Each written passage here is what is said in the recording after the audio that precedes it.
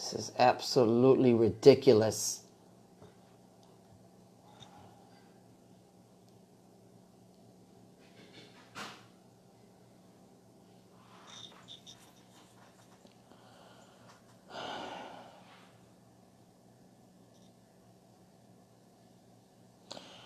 Okay, guys, I don't know what happened. I got a notification saying that the that it couldn't continue live, that the broadcast something and it ended. And so it just booted me out. So I had to hurry up and come back on. So I do apologize for that. It wasn't me. It was just a weird message I got across my screen. This is absolutely ridiculous. At first I thought maybe my daughter's kitten did something, but no. Stop it, both of you. No fighting. So for those that are watching, I do apologize. Again, I got something going across my screen that it said that this live broadcast has ended. Something failing. Something failed and it just booted me out. Hey, out of here. So I do apologize for that. So Don, if you're watching, do it again. I got booted out on my end. So I had to redo this. There's always something. So everyone's coming back. So again, guys, I apologize. It said that my live broadcast has ended or it failed or something. And so I had to redo it again. So Don, if you're watching, please try and reconnect. We did it too. This cat's going to get electrocuted, or this kitten.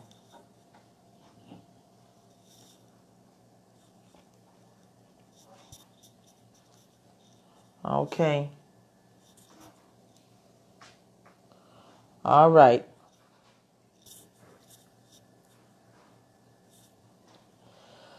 Okay, Don. Where you at, brother?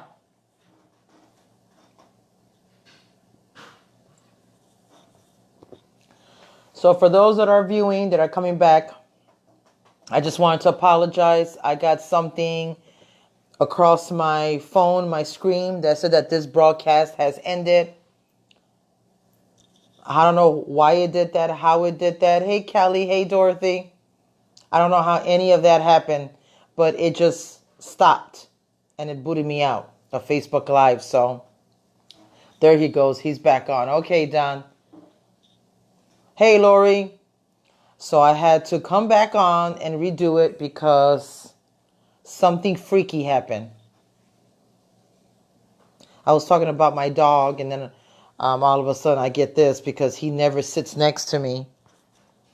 He's always running around the house barking. Okay, connect. There you go. All right, let's try this again. It's adding you, Don. I hope I don't get. Oh, we go. There we go. He's connected, guys. Hey, Don. Hi, hey, Juanita. How are you, honey? Doing very well. I was doing all the right things, but I don't know what happened. Well, the first time when you were connecting, I got something across my screen and it said that this Facebook live broadcast has ended, that something failed, and it just booted me out. So I had to hurry up and go back on. Yeah, so it was Anyway, my end. I made it. Sorry, everybody is watching. It's okay. No, that's good. He made it, guys. Hey, Ophelia. So my viewers, this is Don. This is my lung cancer brother from California. He has one hell of an amazing story. His journey is wonderful. His advocacy is out of this world. And I'm so glad that he's on because I wanted you all to hear this amazing story. So before he gets started, I want you guys to share because I want everyone to hear his story. That's how amazing and important it is. So all you guys out there, share, share, share. You should have a share button somewhere in the bottom. If not, I think you could copy the link and then put it on your page. But share it. You could even start a watch party if you want. Start a watch party and let's get people to come and hear this amazing story. Hey, Amy. Hey, Bobby. Hey, Diane. So we have a lot of people that are watching.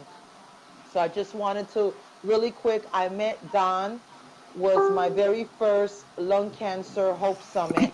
I was just diagnosed, and then just hearing, just being there, seeing all these lung cancer brothers and sisters and their survivorship and the fight that they put up and the advocacy work just gave me hope because I didn't really have hope back then. But then, watching Don and everyone else, and then we all became Facebook friends and just, reading their stories and their journeys on Facebook and, following each other, it just brought so much hope into my life. And then them made me who I am today, besides my faith and me being really strong. My lung cancer brothers and sisters giving me that hope made me, and we made all of us who we are today. So without further notice, I'll give it over to Don. And Don, just introduce yourself. You know what to do. You're a pro at this. Share the stories, and then once you're done, just talk about hope. Like what gave you hope then, and what gives you hope today, and then some words of encouragement for people out there that might not have hope or are newly diagnosed and are just afraid and so confused. Great. Thank you, Juanita. And thank you for the opportunity of sharing my journey. And I was originally, I knew I had an issue back in September of 2006. Back then I used to do volunteer work at some of the local prisons in California. And to do that, I used to have to go in once a year and get a tuberculosis test. And since I tested positive for it, they would always give me an x-ray. And I remember in 2006, my pulmonologist called me and said, Don, we found a suspicious spot on your left apex region of your left lung. And, back then, what I know today, I would have probably immediately asked for a needle biopsy, a core biopsy to find out what it was. Instead, I just sort of buried my head in the sand and thought, well, they said it could be scar tissue from pneumonia, so that was good enough for me. So I just sort of ignored it.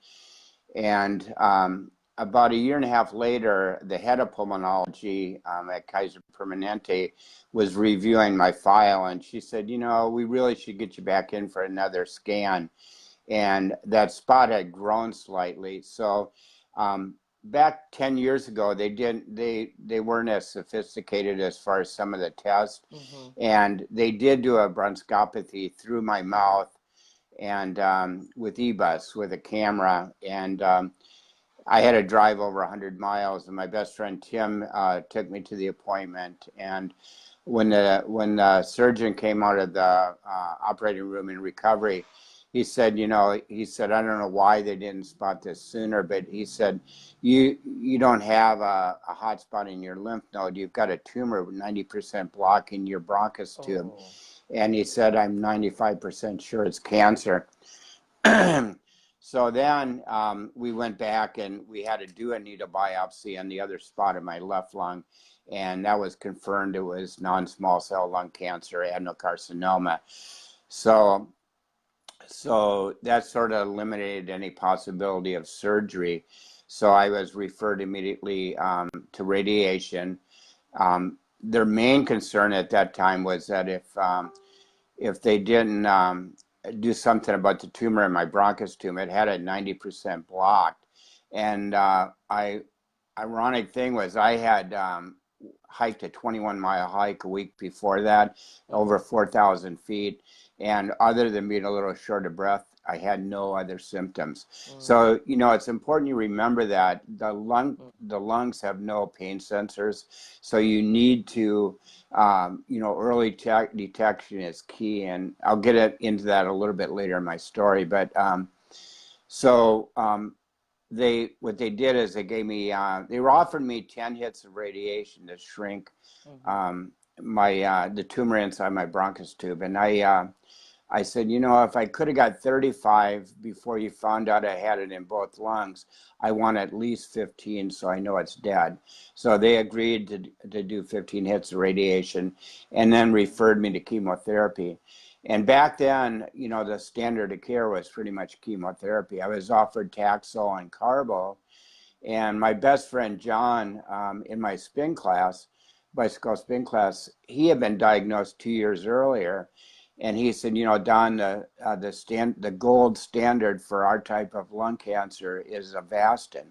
So I advocated for myself. I sent articles and links, and I said, well, why can't I get Avastin or add it to my list? And my oncologist agreed to do that. So my first chemo was Taxol, Carbo, and Avastin, and my tumor stayed stable. Shortly after my last infusion, and I had another scan, and they did find a couple lesions in my liver, and so they put me on gemcitabine or Gemzar, and that disappeared shortly after that. Now, in 2009, they weren't doing a lot of sequential sequencing, much less any type of comprehensive sequencing. So I was never tested for mutations. I was just given the pill Tarceva. And ironically, it worked. I mean, it kept me stable up until the end of 2015. So I got a 6-year run on Tarceva, targeted therapy for EGFR. And over those years, though, because my involvement in a lot of the advocacy groups and sitting on panels, I realized that I needed to know more about my cancer. So I went back and I researched a couple of the biopsies I had done. One they couldn't find. The other one they said there wasn't enough tissue to test. And I was aware that without that cancer can mutate on its own or after being exposed to treatment. So I just thought, well, I'm going to let it go. I'll just deal with it when I have progression. In 2015, after 6 years on Tarceva, I was working at my friend's Tim's ranch, and we were hauling decomposed granite, like for 12 hours straight. And I got my left leg started to swell.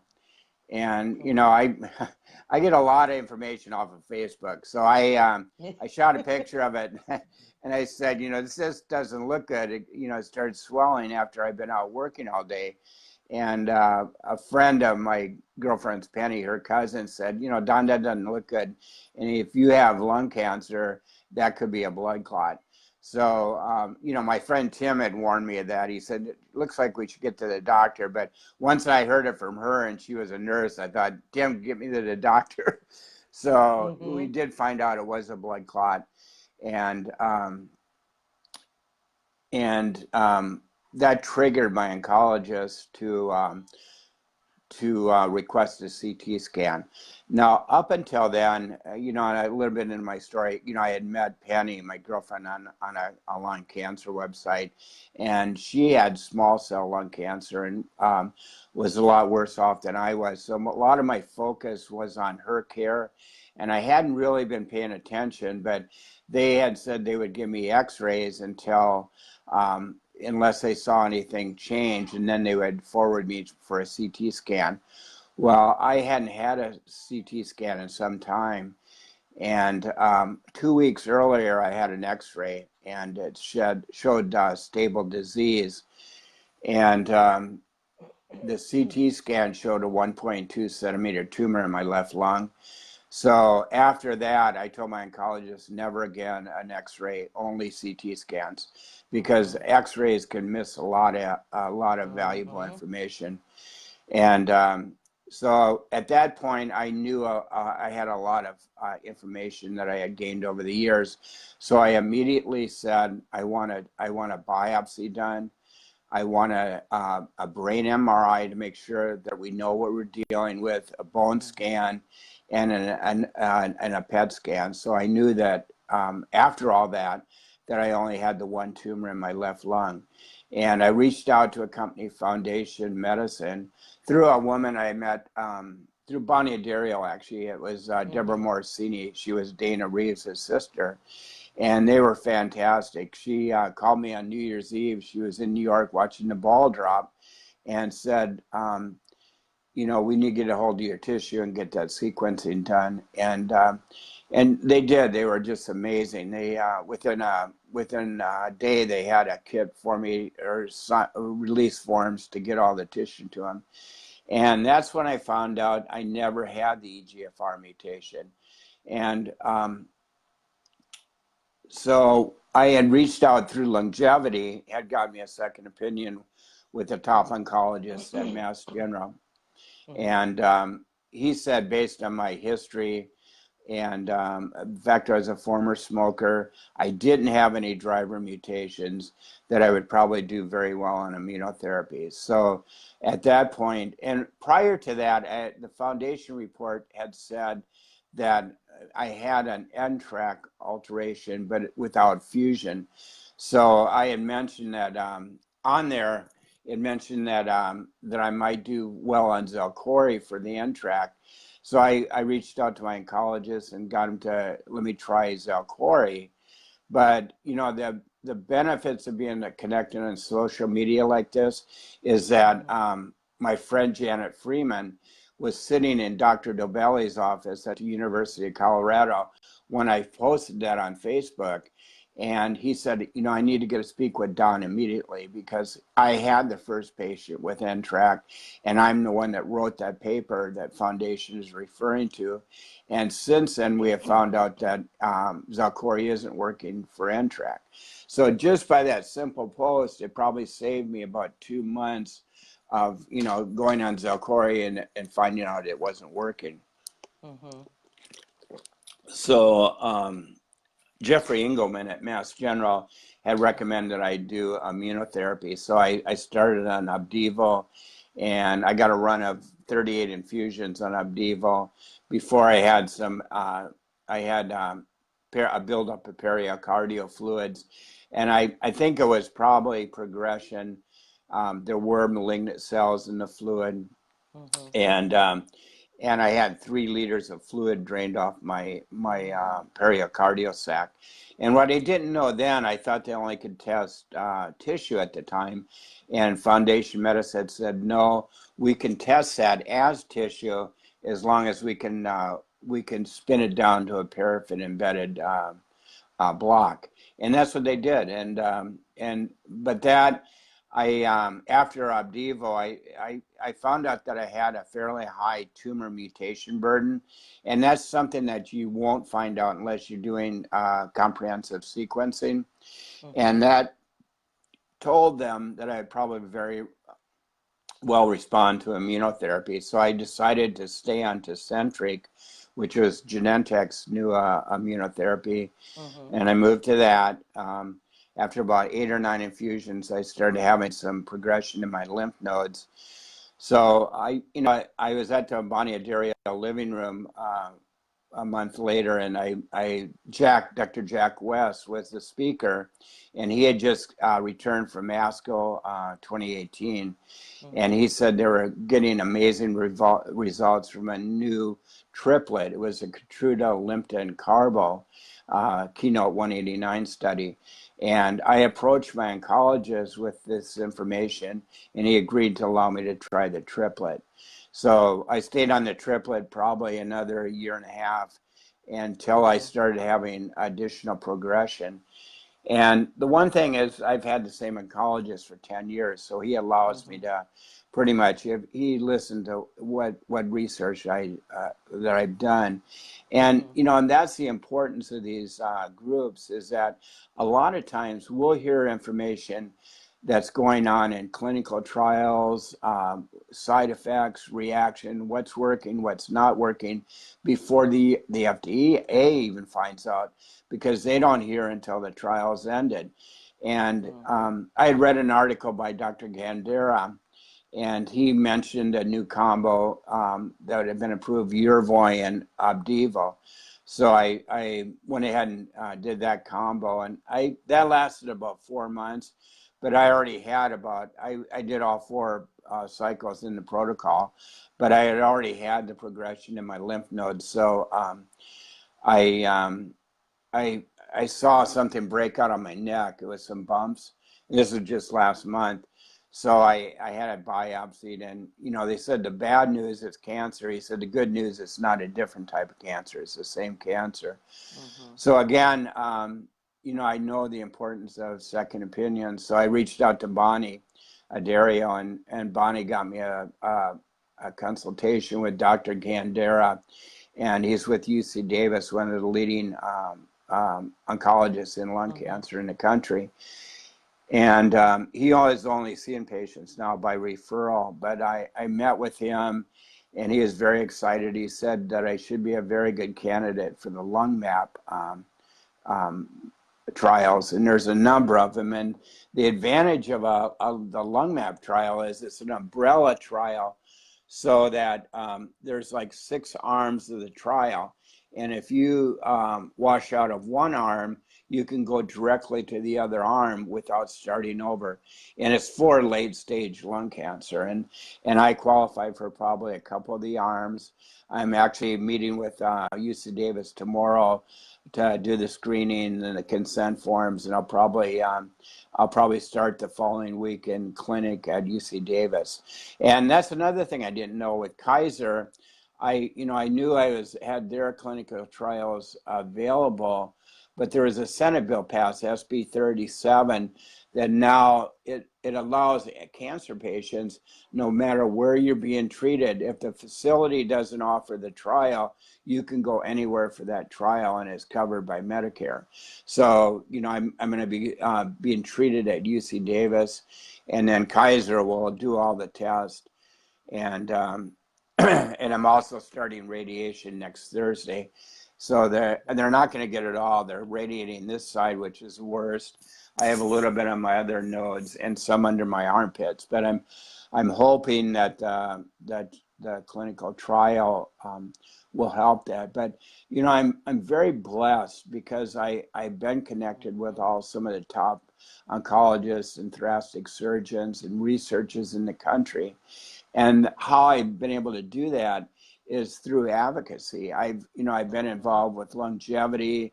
I'm involved with the Bonnie Adario Foundation, Survive It. I sit on a number of panels. I've done research for 6 years for the lung cancer research program for the Department of Defense. And through all these connections, you meet all these people. So, and they're all excellent doctors, and they would give excellent treatment no matter what. But it really makes a difference when you know everybody personally. Yeah. And I've always tried to advocate, but I started advocating full time when my girlfriend Penny, and a lot of people know my story, or you can find it on the internet. I had met Penny Bloom. She was a small cell lung cancer patient, and I met her on the website Inspire back in 2011, and we started texting back and forth every day for months. And finally, on her birthday, I told her I was going to fly out to New York and take her to dinner for her birthday. And prior to that, she made a decision that she really wanted to meet sooner than that, and flew all the way to California for her first visit. And then for the next 2.5 years, every 6 to 8 weeks, we would make plans to either her be in California or me be in New York. And I think, you had mentioned hope. And I think that was one of the things that really extended her quality of life was every time we got together, we would make a plan that, where we were going to meet in 6 or 8 weeks, was it going to be at a summit, or was it, is she going to fly to California and we go to Tahoe, Yosemite, and it really helped giving her hope for the future. But she finally got too ill to take care of herself. So I flew to New York to get her, and I brought her to California to live with me. And she started a clinical trial at Stanford, but by then she was just too weak. And I brought in hospice in the end or beginning of January of 2014, and flew her sister and her her children flew out, and she ended up passing on January 21st of 2014. But two of the last promises I made her were that I would continue to advocate for lung cancer research and awareness, and that I would continue to live life to the fullest. And you know, a lot of people know that are probably watching that I just celebrated 10 years of survivorship at my friend Tim's ranch. And, you know, we had an amazing time. You know, I know there were a lot of people that wanted to be there that couldn't. But we had Chris Draff was one of the speakers, Lynn Eldridge, Dr. Eldridge, and Janet Freeman. And, you know, my friend Tim and I had planned that party for about 2 years. And Tim has been with me ever since the beginning. He was the one that drove me to Santa Clara to get that biopsy 10 years ago. And he was with me in the ride home after they told me that I had lung cancer. And it's so surreal. Tim, at the party, a lot of my friends are saying, you know, Tim, you've lost a lot of weight. There's something going on. And a week after the party, and I had been after him to go in for an x-ray and CT scan to find out, and he had an ongoing cough. And he was diagnosed with adenocarcinomas, non-small cell lung cancer, stage 3B.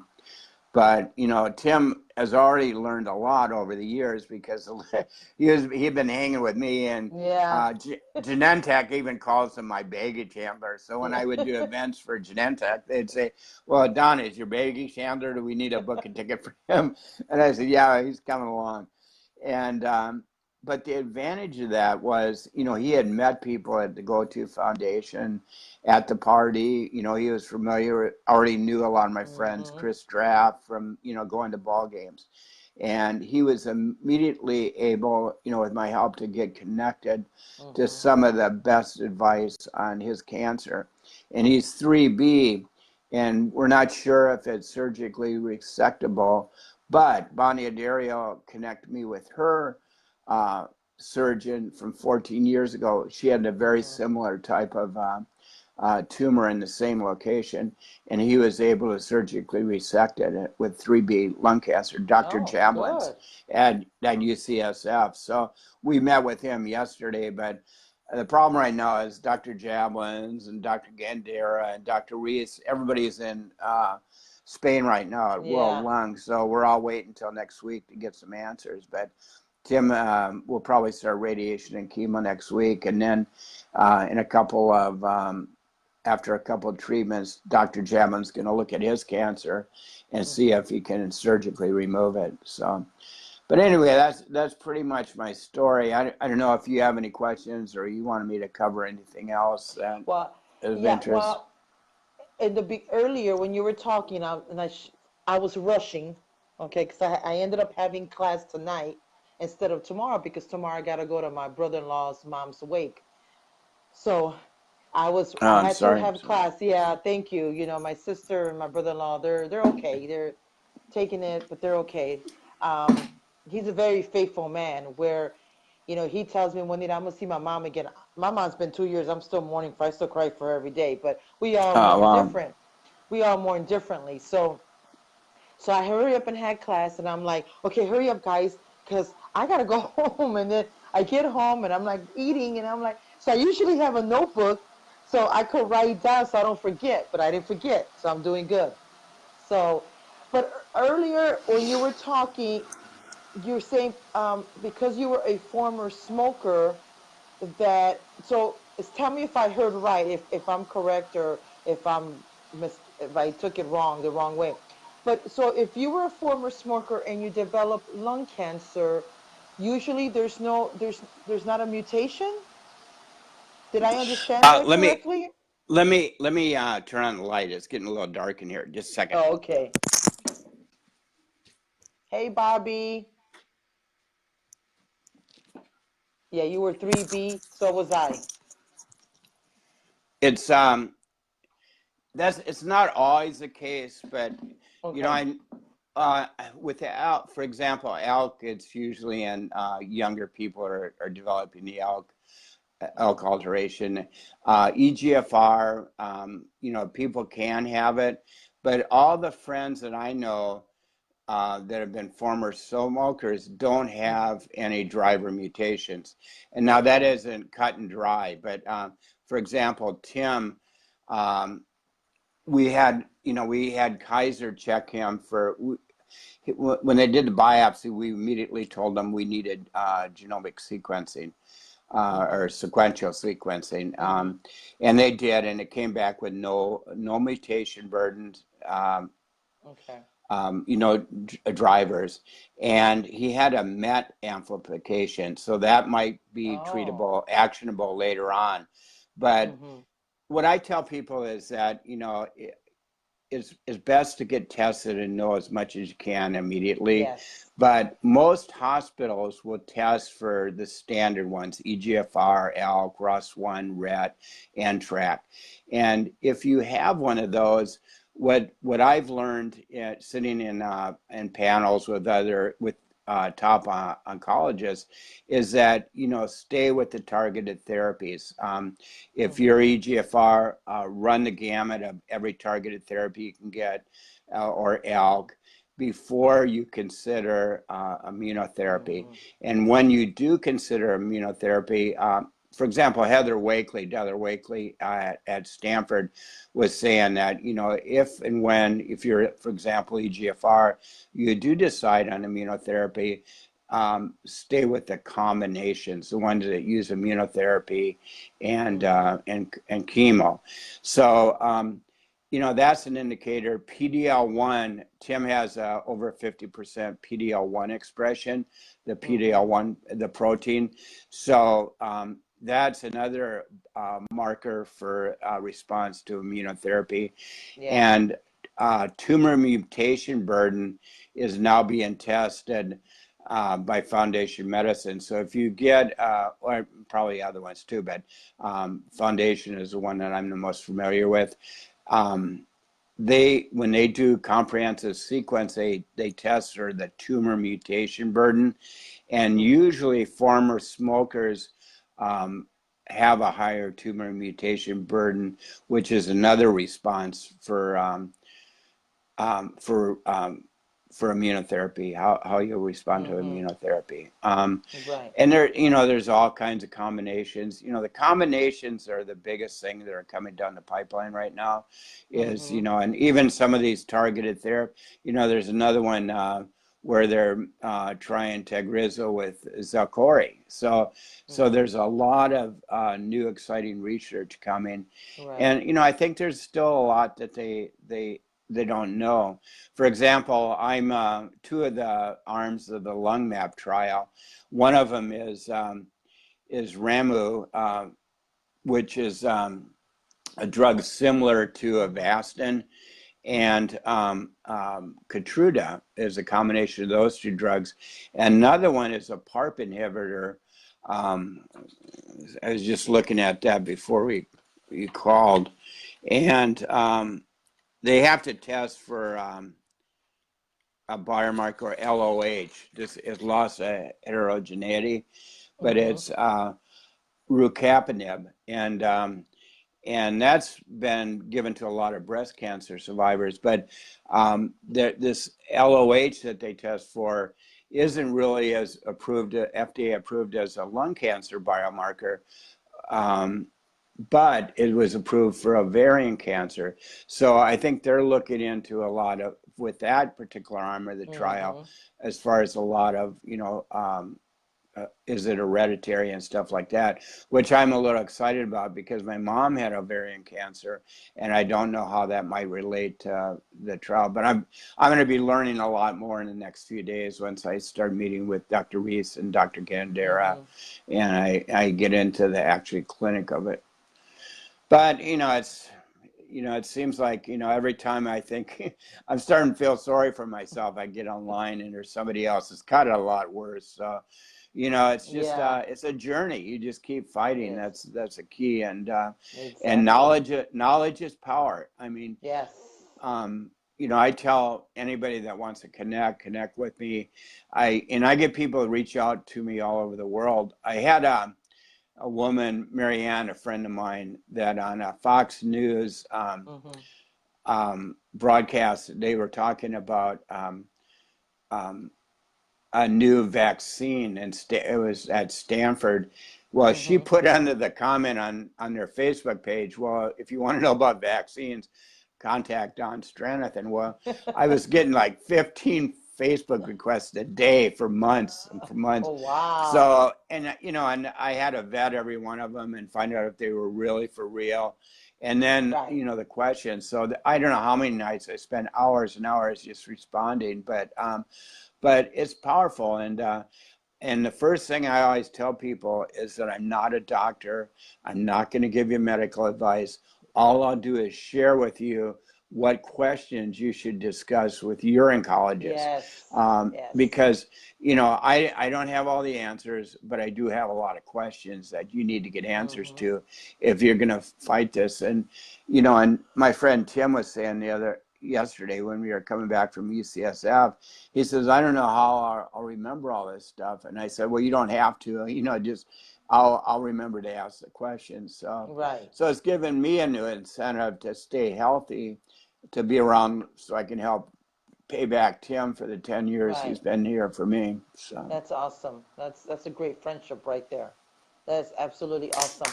Well, I know that Bobby put on the comments that she was 3B, and she had surgery, and that was, she said, almost 15 years ago. I was diagnosed with stage 3B, and I had the ALK mutation.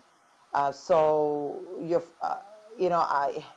I just, I know there's hope. I know that 2020 is going to be another great year for us. I don't know where I saw it, where I read it. I see so much stuff that I can't even remember. But I thought I read something that there's going to be more new treatments FDA approved in 2020. I know I saw that somewhere. Is that true, Don, or am I going crazy, or did I dream it? I'm sure it is, because Bonnie Adario always says that, there's been more FDA approved treatments in the last 3 years than there has been in the last 4 decades. So and lung cancer is one of the most exciting fields to be in for if you're a doctor, for research, because there's more going on in lung cancer than in the other. And I think what it's coming to, and you already see that in research, is that they're not going to be treating a cancer type of cancer anymore. They're going to be treating a mutation, because it's already starting to overlap. Like this lung map trial that I'm applying for, one of the arms is a PARP inhibitor, which is usually related to breast cancer. So, and that's the importance of getting comprehensive genomic sequencing. Foundation, for example, tests for over 324 different mutations, and you don't know what's driving your cancer. Matt used to always say, you got to know who the bus driver is. And the only way you do that is by getting genomic comprehensive sequencing. And don't be afraid, because a lot of these places will approve it. And the important thing is, for example, I've had 5 different comprehensive sequencings. I get a new one every time I have progression, because I don't know if that progression was caused by the same cancer, that it found a way around it, the cancer, or there's a new mutation that the treatment I'm on isn't treating. So you always have to know if there's something new going on.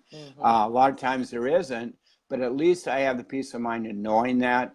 And maybe today there isn't a treatment for one of my other mutations that were identified, but that's not saying there won't be a year from now. So what I did, when I had progression this last time, I reached out to Foundation Medicine, and they did a whole timeline on me of all the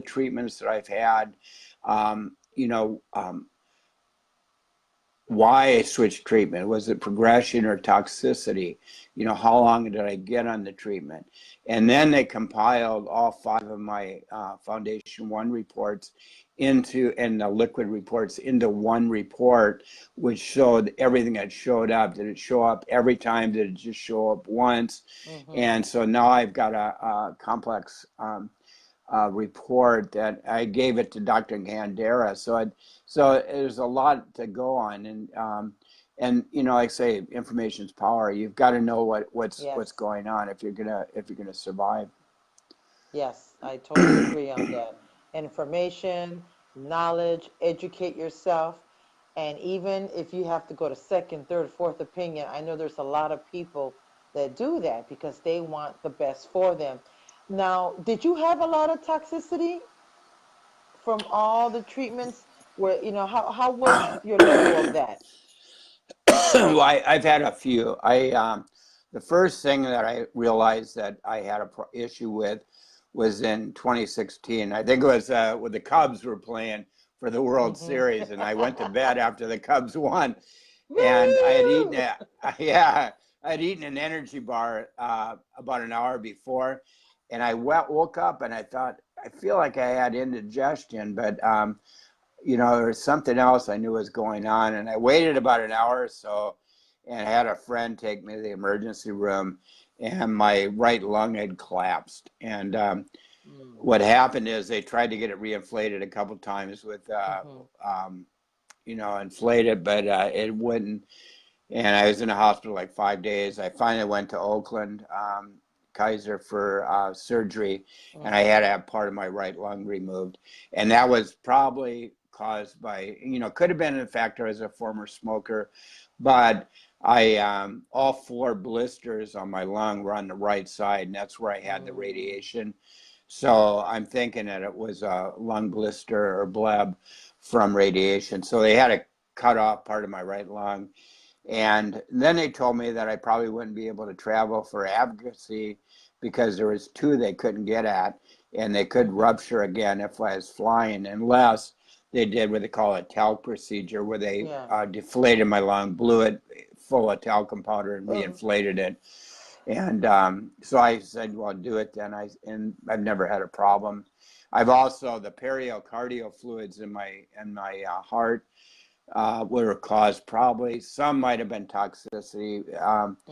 I've had heart issues too. I actually was, and one of the reasons I accepted my cancer diagnosis fairly easy was I had been told 10 years earlier that without a new heart that I was gonna, I probably only had about 2 years to live. So I came, you know, pretty much in acceptance with my own mortality then.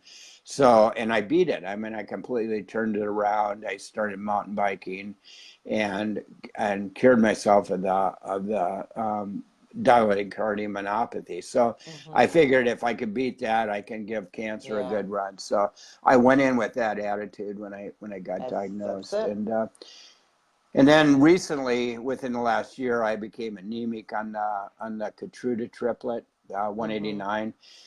Protocol is to only stay on 3 drugs for 4 treatments, and I I went to 4, dropped the carbo, and then at 10 I was showing some progression in my lymph nodes, so I asked to be put back on carbo, and so I was off protocol.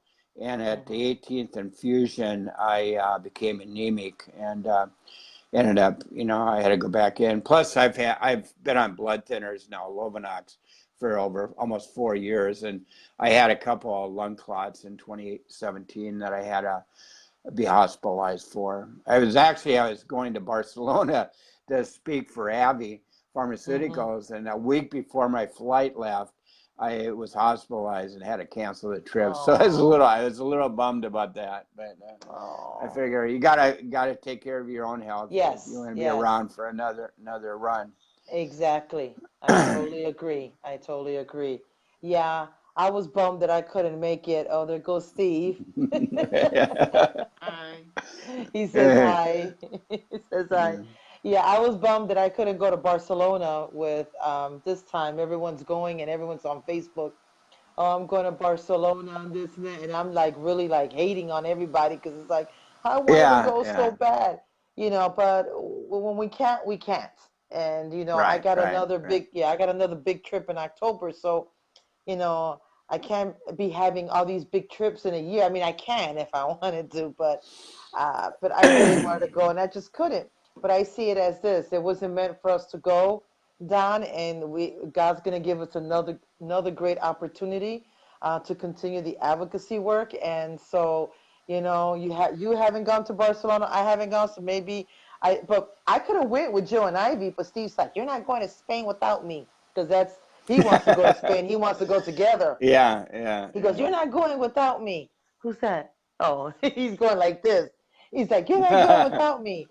So I was like, okay, fine. So I didn't go. I mean, I'm kind of sad about it, but it's okay. We could go to Barcelona maybe next year. And, Yeah, uh, yeah. and God has, He has plans for us. We're not done. You're still here because He has great plans for you. And I'm still here because He has great plans for me. And all of us working together and bringing awareness and educating people, I think we're making some noise and our we're getting louder and louder. I truly do believe that. Because they're listening to us, us advocating. I don't know if any of these conferences ever had patient advocacy. Now they're doing programs. They have it, and I think it's great that they're listening to us. And Right. making a change. And not too long ago, I just found out that, our 5 year survivor rate did jump up. Now, is it a big jump? No, but we're getting there. So it jumped up, like they said, like maybe was it 20, 23%? Well, when I was diagnosed in 2014, my goodness, it was only 10%. So when I saw that, I remember crying like, oh my God, am I going to be here for my kids? It was just horrible. And then, Right, right. a couple years into, my journey, it jumped up to what was it, 17, 18%? I don't remember. And I was like, yeah, it was still low, but it was still a jump. And now it jumped up to like 20, 23%. It's still low, but we're making progress. And that's because people like you and I and everyone that's going to Barcelona and people that are on committees and people that are on panels like you and I and the work that we've done, we're being heard and it's getting done. I said, I didn't do Karen's Facebook Live last Thursday because she had to do something at school with her son or something. So the timing was right. I said, don't worry about it. So I rescheduled her. But prior to that, who was I talking to? I think, interviewing Tony. She's a caregiver, her husband, and he's out positive. And we were talking, and I mentioned that we need to have November's right around the corner. So I was going to reach out to either Andrea, um, either Go To Foundation or somebody. But I'm like, why don't we need to bring more awareness? I know commercials are expensive, but we could do it. Have a commercial in November. Let it air as much as we can in November. And then just have different faces, different stages. And I know it's got to be a minute and something, but I'm stage 3. I'm stage 4. I'm stage 3 non-smoker. I'm stage 4 former smoker. Different things like that, and then maybe have, you know, the slogan or whatever that we all use. Either stop the stigma, or if you have lungs, you could get lung cancer too, or something like that. And then whoever does this commercial, sponsor it, Longevity or Go To Foundation or LCFA for more information. But and I don't know, that's just been like on my mind and heavy in my heart. And I want this damn commercial. But I heard it's like 30, 50K. I'm like, well, I got to win the lottery to do that because I don't have 30, 50K. Right. But Yeah. I know we could do it. I know we could do it and have different faces just representing, showing the faces of lung cancer. Because sometimes I get Right, sick and right. tired. Yeah, because I get sick and tired, Donna, of people telling me, oh, well, you don't look sick. Well, how in the hell am I supposed to look? I mean, Yeah. you lift weights. You have lung cancer and you lift weights. Yeah, why can't I? Why can't I lift weights? Why Right, can't right. I? You know what I'm saying? So it's, we have to. educate people so they could stop asking us stupid questions like that. Oh, well, you don't look like you Right. have cancer. Well, how in the hell? Well, someone with Yeah. diabetic doesn't look like they're they're diabetic. I mean, it's just Right. Well, I so, think I have, Chris, yeah, go ahead. Chris Draft is doing an amazing job. I think putting faces Mm-hmm. to lung cancer with Mm-hmm. taking everybody to ball games and things like that, because you never know who the person sitting next to you might be lung cancer. So Yes, yeah, but exactly. they're in the last 10 years, I can't believe the awareness there's been for lung cancer. But I was Yes. telling somebody the other day is that 10 years ago our members were either too sick or already had their wings where they weren't able to advocate. And Yeah. now that we're living longer, we've built an army of advocates, and I Yes. think that's key. And the other plug is for clinical trials. I've been blessed for over 10 years that I've had FDA approved treatment options because of people that have come before me that sat through clinical trials and found out what works and what doesn't work. Mm-hmm. And now it's my turn to sit in the clinical trials and maybe pass along some of those benefits, and add Yes. knowledge of what's going to work, in the future. So. Yes. Yes, I do agree.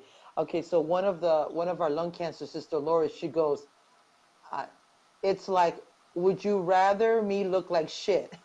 Yeah, I know, right? And then Mary Ann from Canada, she said an anti-stigma campaign. Um, and then they're saying, yes, a great idea. Yeah, I'm going to start emailing people when I'm done here with Don. Well, first I got to come up with a workout for tomorrow morning, and then I'm going to email people because we got to get this commercial going. And then Ed said that Samantha had a blog with lots of photos. Yes, she did, because I think, Ed, I was Right. in there, and I think, Don, you were in that photo too. So yeah.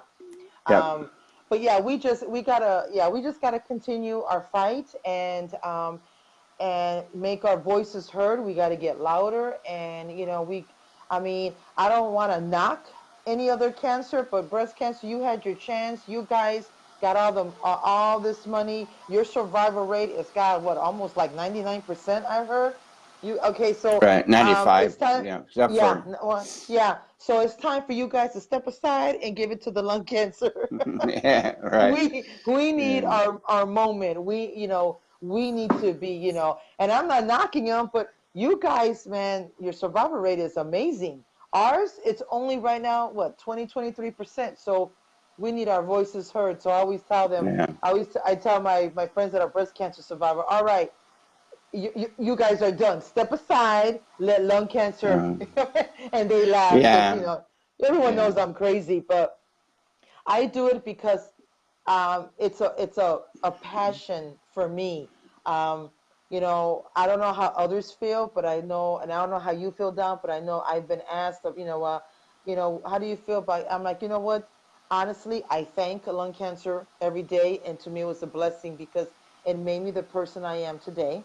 Um, you know, more faithful, more humble, more grateful, more thankful, and I got to meet so many wonderful people that, oh my goodness, I got to meet you and everyone else, and it's just been great. It's been one hell of a journey, but it's been great. We lost a lot, and I know that every time we lose someone, especially if I know them very well, I cry. I cry like a baby, and but I know that I'm gonna keep doing it for them and their memory and for us. So, and that's why I do Right. what I Right. do.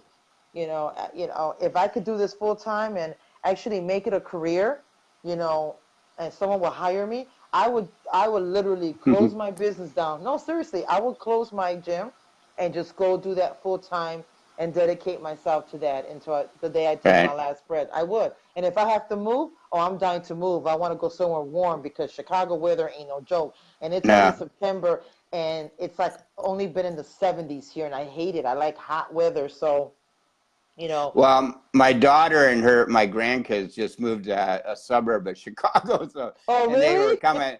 They came from Houston, Texas, so I got a feeling they're Oh, in for a big shock come oh, winter time. yeah. Oh, and yeah. and Right and now her it's husband, okay. yeah, Right now her it's husband okay. Tyler, her husband Tyler has never been out of Texas. He's always lived in Texas. So, yeah, he's got a shock, I think. Oh, they're gonna be shocked, all right, because they got to make sure they wear some boots, some warm boots. They're gonna be wearing hats, scarves, gloves. They're gonna look like Eskimo because when it gets below zero here, trust me, it is so darn cold here. But I don't mind the cold. I honestly don't mind the cold. I don't. It's the darn snow.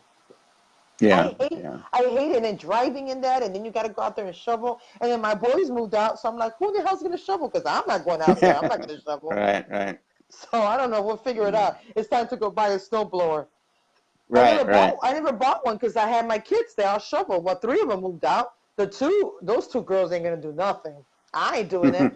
So I'm going to have to go buy a snowblower. But Marianne said, she calls you Dr. Don. That's funny. Marianne from Canada, she was, Dr. Don, you are awesome. Yes, he is. Well, my friend Tim actually at my 10-year survivor party got me a Dr. Don. He had it embroidered, Dr. Don, and then a stethoscope and everything. And then Lynn Eldridge, her boys and her had bought me a Superman cape, but the woman that, it was funny, the woman that gave me that, not funny, sort of sad. The woman that gave me that name on Facebook passed away the day after my party, and then my dear friend Sue Lee just passed away also. So that's the problem, is you get to know so many people.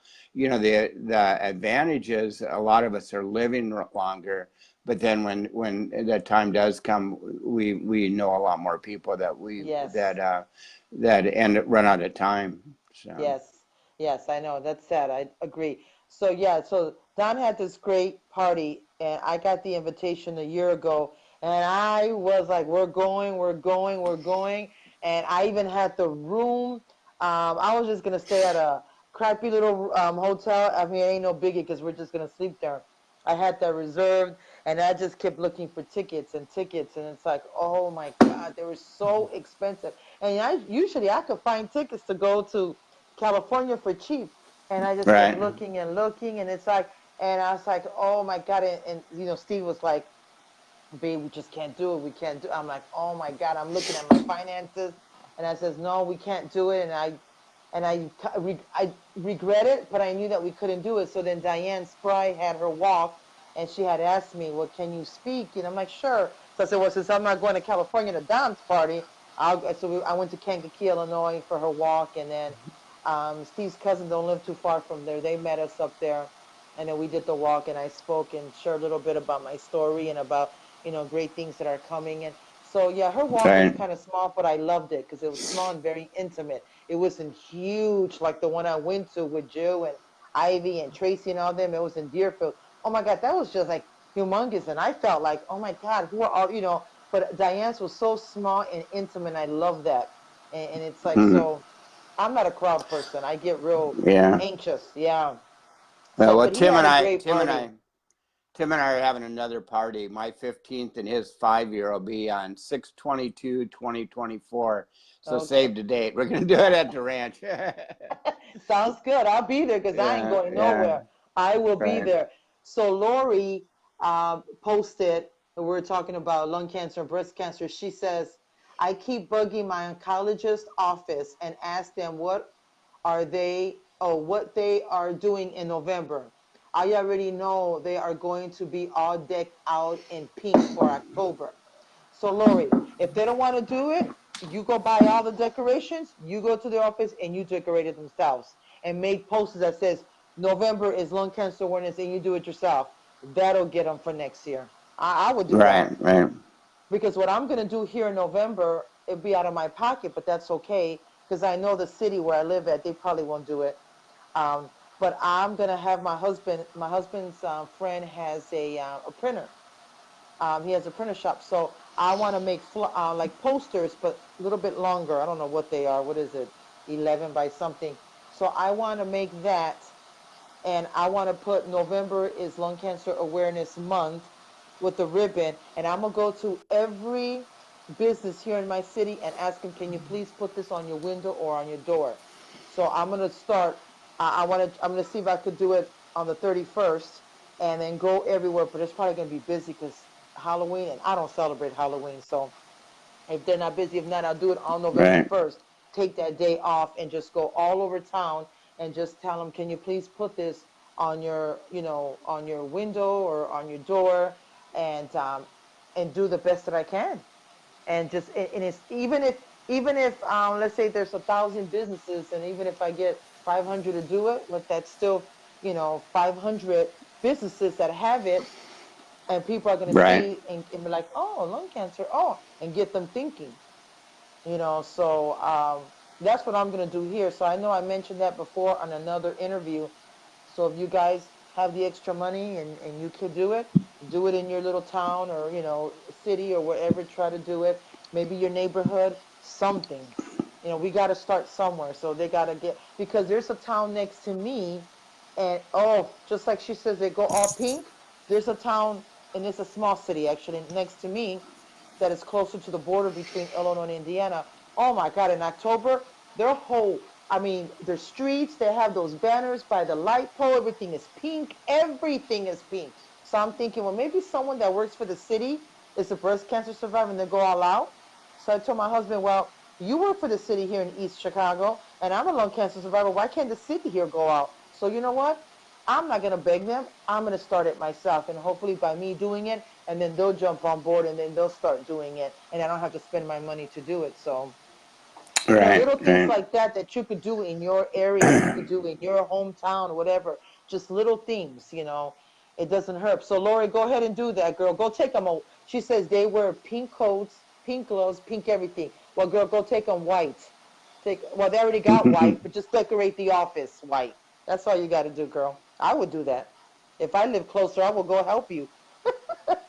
I would. So, guys, my audience, if you don't have any more questions for Don, and then I'm gonna have him. Hold on, my girlfriend and ER nurse, and I chaired a small foundation for lung cancer research, a local EGR study in Vancouver. Due to health issues, I wasn't up to the campaign again. However, she will be doing an awareness event instead. Oh, okay, in November. So um, this is Nancy, that her girlfriend is an ER nurse, and so Oh, she's okay. gonna do an event instead in November. I guess she said they did like a small fundraiser for lung cancer research for local EGFR study. That's great, Nancy. If you are successful in creating the ad that you spoke of earlier, we'd be interested in talking to you about sharing the word. Okay, Nancy. Send me a Right. message. Yeah, send me a message on either you could send it through this page here, or find me and then request to be my friend, because I'll get the message faster for some reason if you're my friend than I do on my own page. That's that weird. Yeah, I don't know. Maybe because I don't check it. I'm so Right. busy. I'm doing 1,000 things. So yeah, Right. um, hit me up, and we'll talk more. That's a great Eh, idea. I could go ahead. I was also going to say that, anybody that's watching tonight that isn't friends with me on Facebook, feel free Yes. to friend me because, if you have questions and I can give you the answers, or refer you in the right direction of where to Mm-hmm. look for them. I'm more happy to do that. And most of what I post on my Facebook is either cancer related, or, what's going on, what's working. And also a lot of people, I hadn't promoted it very much, but I did start a new uh, Facebook site for. It's a little bit different. There's a lot of groups where are targeted therapy, EGFR, Mm-hmm. ALK. I started a group for immunotherapy, chemotherapy, combos, triplets, and vaccines. Oh, So, because great. there's a lot. What's happening is now with a lot of these drugs being mixed, they're creating new side effects, Mm-hmm. and it's important to find out what's working and what's Yes. not working. But there's a lot of new exciting treatments coming down the pipeline. So Yes. 2020 is going to be our year again. 2015 yeah, was our year, yeah, and 2020 is going to be our year. So that's going to be an exciting year, and I can't wait. And we just got to keep fighting, keep being that voice, keep making some noise, and not giving up. So, my viewers, if you're not a lung cancer survivor, or a patient, but if you see anything out there, any type of fundraiser, any type of event for lung cancer, please, even if you don't attend, donate. I promise you that all that goes to lung cancer research. I promise you. I will not be here telling you this. Don is, he's proof of that. He's been through so many clinical trials, so many combos, all that stuff. He's done it just about all. So it does go for research. And, just like I want to live longer, Don wants to live longer. My brothers and sisters, we all want to live longer. So even if it's $5 you could give it, because trust me, it does go. We're living longer. But that percentage for 5 year survival rate, we need it to go up higher. We want it to be in the same level or more than breast cancer. We're at 23%. We want that to get up there. So help us, and I hope that these videos and me and all of us always posting about lung cancer, I know that it's helping you, because I've known in 7 days, in 1 week, I have spoken to 3 different people, Don, here in Indiana that have been diagnosed with lung cancer.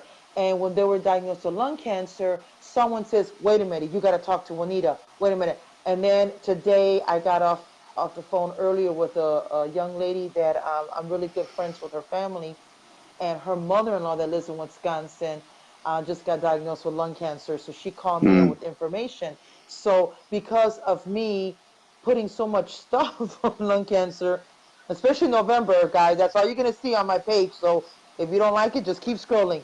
But because of us doing that, you guys learn. Because of me here in Northwest Indiana, a lot of you guys are somewhat knowledgeable because of me pestering about this lung cancer, that, and me going on these trips and sharing what I do.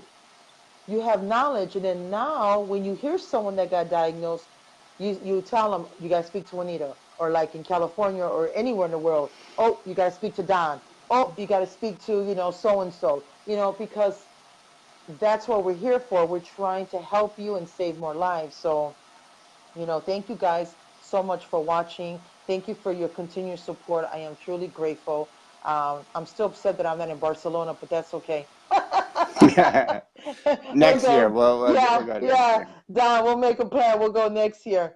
And Don, thank you so much for taking the time to share your story, to give us, some advice, some hope, and just, you're so knowledgeable that I know that people that didn't watch, they'll come back and watch the video, and they're going to learn just so much more.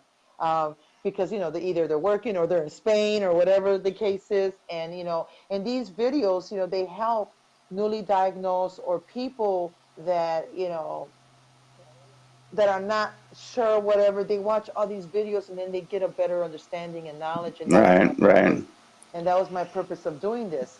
It was so heavy in my heart, and then I said I have to do it. So Right. yeah. Well, I always put, I was speaking at a pathology conference about 6 months ago in San Antonio, Texas, and I was at the podium, and I said, well, I'm not the probably brightest color in my box of crayons, but I said the reason I post all my journey on Facebook is I know I have doctors and scientists that follow me on Facebook, and if I'm going in the wrong direction, one of them will point it out to me. So so I post a lot of times just to make sure I'm going in the right direction. So yeah. So that's great. Share your story, guys. So anyone out there want to share your story, hit me up. Don't be afraid.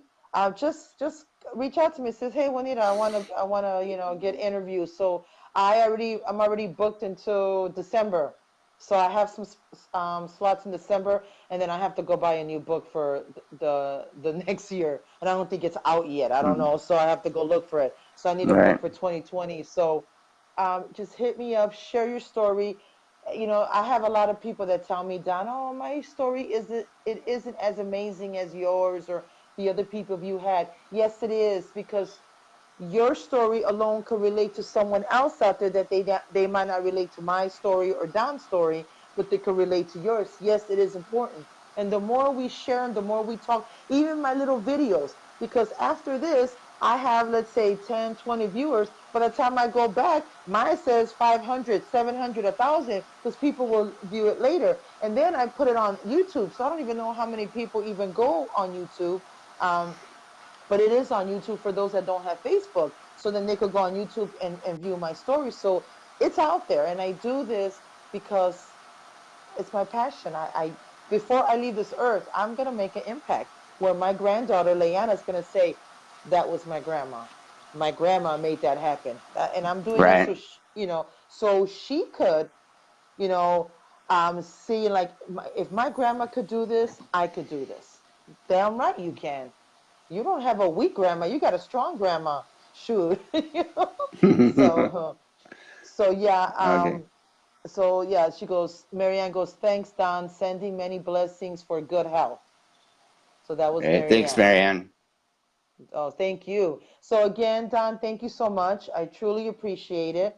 As always, I wish you the best of luck. You're always in my prayers, and I truly believe that we're going to be here for a while. We're going to make that impact that we want to make, and and you're an amazing person and a great advocate, and continue doing what you do. And I hope that I get to see you soon and give you a hug because I missed your party.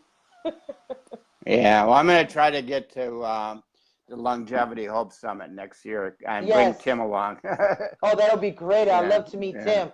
So you tell Tim hello. I don't know him, but tell him hello. I send him love and prayers, and give him a hug for me. And if he has I think you met Tim at Stand Up to Cancer. You were at Stand Up to Cancer in Santa Monica, right? Yes. Tim was with me.